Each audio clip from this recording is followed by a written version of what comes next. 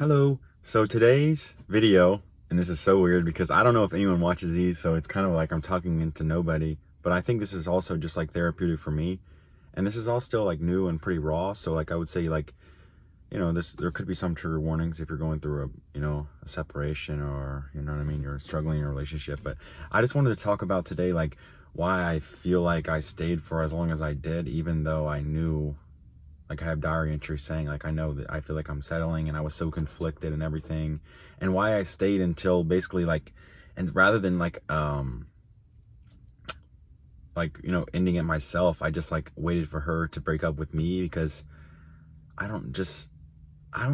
mean, okay, so we're gonna get into that, but well, obviously, so when you're in like a long-term relationship or when you're in a relationship of any sort, there's just like an inertia, like it's like bound to like keep going because you're like already comfortable, you're already in a routine, you already have someone.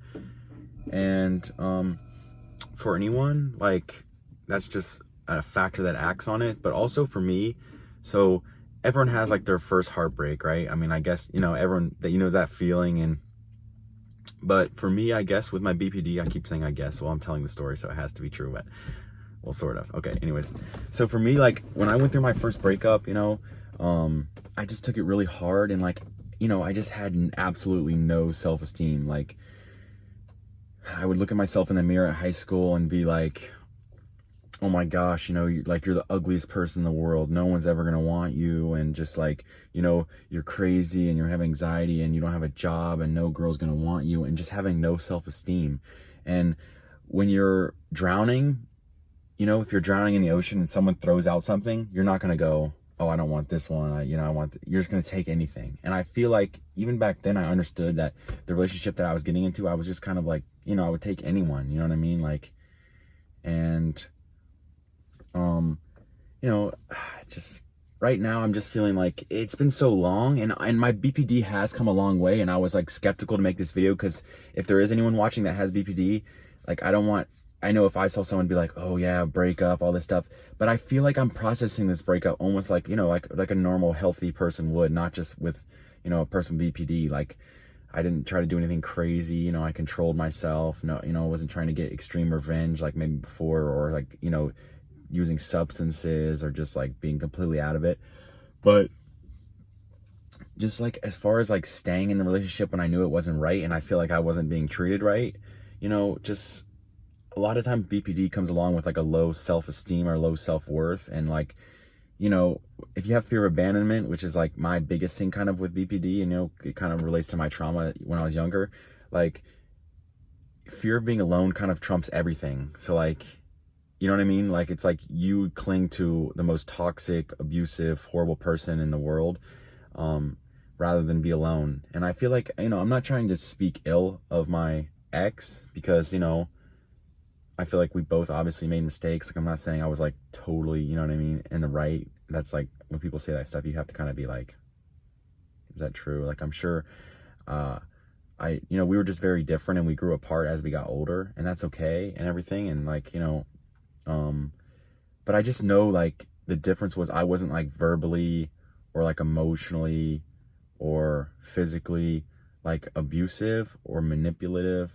She never accused me of that during the relationship. And like, people who know me know I'm not like that. So like I think like her biggest complaint for me was that like maybe I didn't listen to her as much, which is, that's a very valid thing. Like a lot of times guys, we don't process the emotions as much as like the girls would like us to. And I totally understand like, not listening to her as much as she would like, or maybe not like being, just not being as perceptive to her emotions, and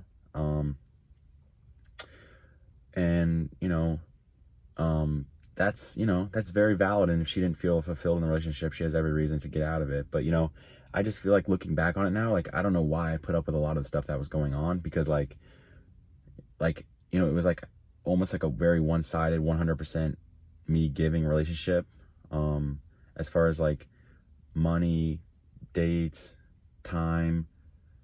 Like I would have to like do everything, drive everywhere, spend all the money. It just like, it was almost like, and it wasn't like this is a person who was like, like it's almost like looking back now in hindsight, like I feel like I settled, and I'm like, why did I, why was I with this person who was so different from me and who was very, not kind to me? And that's a big thing now I'm looking for, is just, I want someone who's kind to me, like,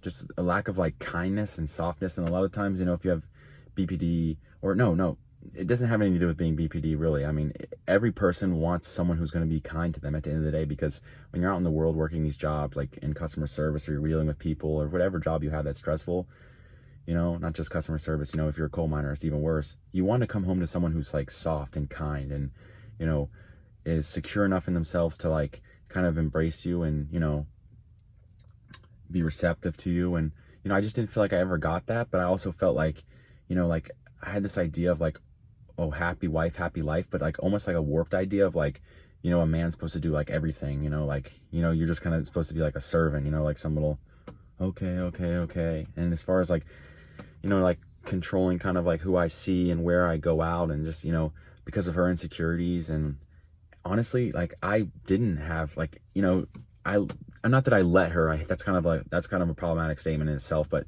I didn't try to control. Like the last month of our relationship, she was going on vacations and doing all this stuff. So that's like, that reflects good on me, I feel like, as far as my BPD, just like trusting, and,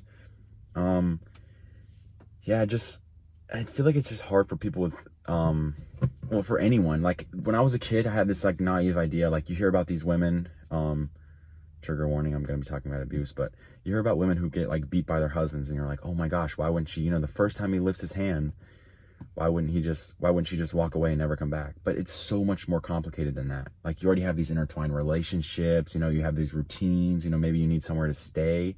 And I think, the more I've kind of gone through a relationship that I kind of perceive was a little bit abusive in a way, not, and I'm not saying I was being beaten or anything like that, but just a relationship that I feel like wasn't, fulfilling me and kind of was like tearing me down. There's just so many reasons that you find to stay, like just the comfort of it. You're already in a relationship, and so like, don't beat yourself up about it. And I feel like that's something I'm working on through right now. Like, how could I let myself be in that situation for so long? You know what I mean? And also like, it's, it's hard when you're in that relationship, when you're in this situation, to like be like, this is kind of like toxic, this isn't nice behavior, this isn't right. You know what I mean? Because, it's like, it's not like there's like a textbook of, okay, this is normal and this isn't normal and stuff like that. But, I feel, it is hard now, like being single and just having to like kind of put yourself back out there. And my biggest thing was like, I just didn't like rejection. So like, I feel like I settled just because like, rejection hurts the worst to me, and I'm getting better with it now and stuff like that. And, obviously like it's something you have to learn to live with, but just as far as, I feel like everyone could be a little bit kinder to themselves. And I know it's hard to say that, but like, and also kind of like allowing myself to have a sort of anger, I guess, because you kind of get a little bit like how can this person move on so fast, or how can this person not understand how they hurt me, and you're not always going to get the last word in and tell them. They're not always going to understand, they're not always going to be receptive to what you're saying. But just, I feel like I'm just communicating. I feel like I was in that situation where I stayed way longer than I should have. But I mean, hindsight is 20/20, so you can't really say that. You know what I mean? And all that matters is that we're out now. I'm out now, and trying to just, do better for myself and grow as a person and be there for the people in my life. And I just think that like, I don't know, even the idea that men can be victims of that kind of stuff is like, it's something that, I don't know, maybe as a society or as personal, it's stuff, it's like, we really should more embrace that idea more, you know what I mean? Like, sorry, it's super hot in my car, but, just as far as like, kind of like, I feel like I didn't allow myself to, in the relationship, I was trying to normalize, like, oh, she's not leaving a mark, or she doesn't hurt that bad, so it's okay if she like, smacks me when she gets angry, or if she throws my stuff, or kicks my stuff, or gets mad at me over small things, so I can't really say how I feel, and I have to be careful about what I say. It's like, sometimes, and I'm sure it's like it's not a gender thing at all, but I'm just saying, for my experience as a man, like, it's like, like, oh, it's okay, she's smaller than you, so she can give you a love tap, if she's mad, and she can be upset because, maybe it's her time of the month, and that's what she says, so that's why she's gonna be angry and yell at you, and just like, you know what I mean, like, all these things. I'm like, it's important to have boundaries, which is also hard with having BPD, but I just feel like now I've grown a little bit, and I'm still working on it. It's still a process, but it's just as far as like not allowing myself to be in a situation like that again, where I feel like I'm like being mistreated, you know what I mean? And it's obviously something I'm going to work on, and, it's hard, but I feel like don't ignore red flags if you have BPD. And that's something that we do a lot, but, you live and you learn, and never give up, and you can always, keep growing from your BPD, which I have. I feel like the relationship, and for me, it didn't end in a toxic way at all. I didn't do anything, no cursing, no screaming, no yelling, no fighting, no begging, no pleading, nothing like that, just like, okay, well, we're two different people, so we're just gonna go our separate ways, and yeah.